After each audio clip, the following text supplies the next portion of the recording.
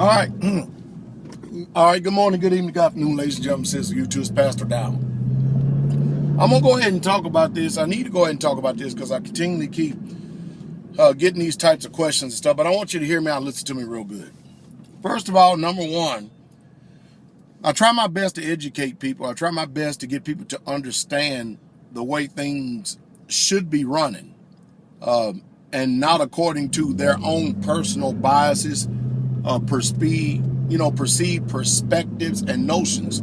I just got finished talking about this past Sabbath, how everybody has, their own law, their own righteousness, and the way that they think things ought to be run. And of course, I understand, here in America, we're inundated with pastors of every flavor, of every sort.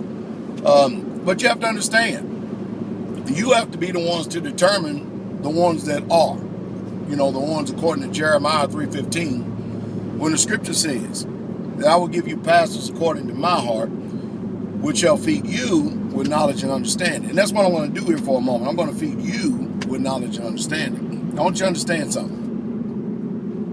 When I do what I do,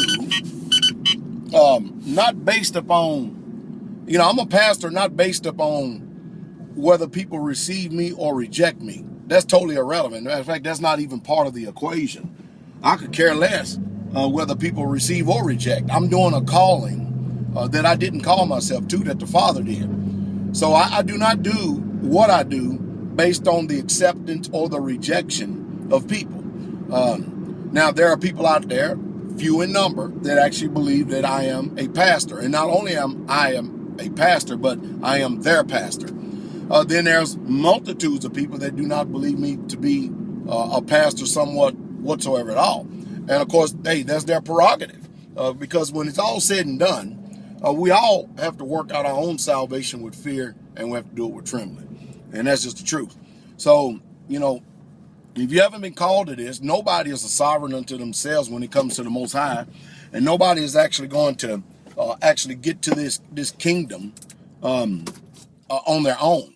This is not designed for us to make this on our own. We can't do this by ourselves. It's just simply, when I was a paratrooper in the United States military, very few people actually made it through jump school and actually to the unit itself. Because when you look at the grand scheme of things, everybody just simply can't do it. Everybody just simply cannot take the stress that they put up on your body and they put up on your mind, to go to the next level and exercise that level of discipline. That doesn't mean that we are better than any other individual or any person. That just means that we're able to tolerate and put up more, and we're able to sustain more under stressful situations and conditions that will not cause our buddy to get killed. But I'll give you an example. This morning I had an email sent to me, and this is the reason why I need for you people to listen to me. I ask over and over and over again, are you hearing? Because many of you are not hearing. Our problem in America is when we're listening to somebody, we're listening to somebody based on the dictionary we already have formed up here in our minds. And we're really truly not listening to their words whatsoever at all. We're not even hearing them. And that's the reason why we have a big problem with communication today. And so I need for you to listen to me real close and listen to me real good. All right, because I'm going to try my best to give understanding, especially those, who are of the Christian persuasion. Now, remember, one time I used to be of the Christian persuasion, and after much due diligence and much studying, I've come to find out and come to learn that that's not the persuasion nor the perspective that the Bible speaks from. So therefore, I cannot in all good conscience call myself a Christian any longer, since the father of faith, Abraham, and along with the other patriarchs, Isaac and Jacob, and the prophets, Moses, Yesaiah, which is Isaiah, Jeremiah, Ezekiel, Hezekiah. I mean, not Hezekiah, but I can go on and on and on with the prophets. Excuse me there for a moment, but I got so much going on in my mind. I'm going to answer this question here, all right? Over and over and over again, you read in the New Testament how, basically in a nutshell, the scriptures can't be broken. The Messiah, Christ, he often referred to, what does the scripture say? What does the law say? You see the prophets, the same thing.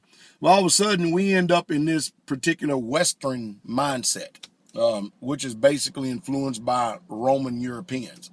we end up influenced by this Western mindset that's trying to do everything it can to change what the scripture says, even though we all know that the scripture cannot be broken. It's written even in the letters. And so I had somebody ask me a question about Galatians 3 this morning. It's always about the law, the law, the law, and there's law. And you have to understand this. Listen to me very closely.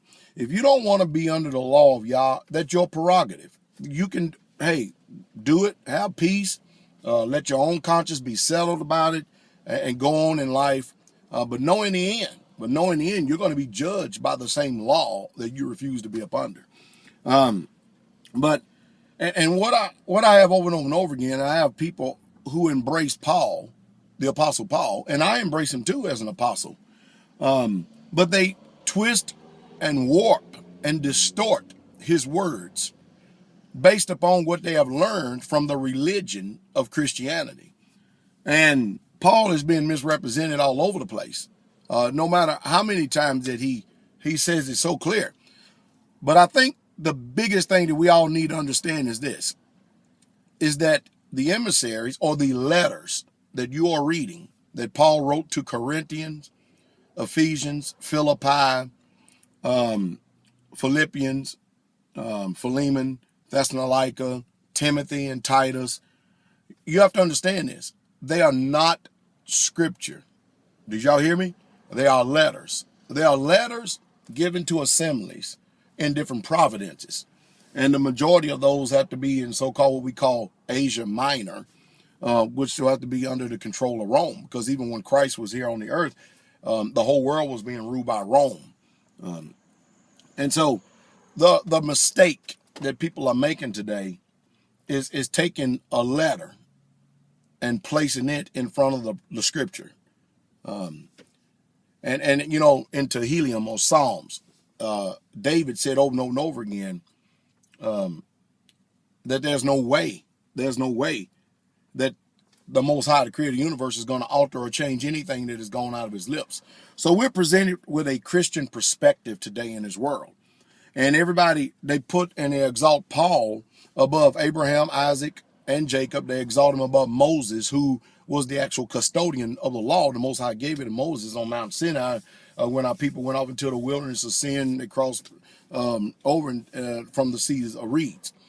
And so we have this perspective today that everybody has such a bad perspective and view about the law and the way it's been presented today. You have something in this world today called religion that is totally contrary to what is written in the law. No matter how many times in Matthew 5, when Jesus said, "Think not that I come to destroy the law or the prophets." You look at American Christianity, you look at this society we're living in today, everything about it is showing you that the law is destroyed. That doesn't mean it's destroyed simply because man has chose to ignore it and chose to put it away from their conscience. So whenever you read Paul talking about the law, you understand is that you're dealing with penmanship here. Paul would never speak against the law or the Torah in the way that is presented to you today in Christianity. All scripture is given by inspiration of Yah.